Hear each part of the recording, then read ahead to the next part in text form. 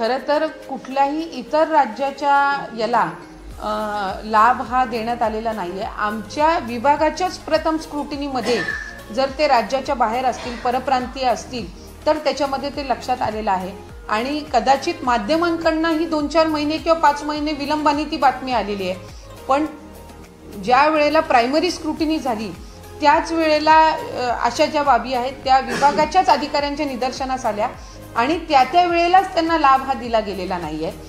पुरुषांच्या संदर्भातलं मी जे आपल्याला म्हटलं की जो काही 12-14 हजारचा डेटा आलेला आहे, हा डेटा आमच्याकडे आलेला असताना ती लाभार्थी पात्र आहे पण तिचं बँकमध्ये खातं नव्हतं म्हणून तिने घरातल्या पुरुषाचं नाव खातं दिलेलं आहे का, तर त्याचं क्रॉस व्हेरिफिकेशन असेल किंवा प्रत्यक्षामध्ये पुरुषांनीच भरलेला आहे का, तर ह्या सगळ्या ज्या बाबी आहेत या ग्राउंड लेवल स्क्रुटिनी आमच्या अंगणवाडी सेविका, मदतनीस आणि विभागाकडून चालू आहे।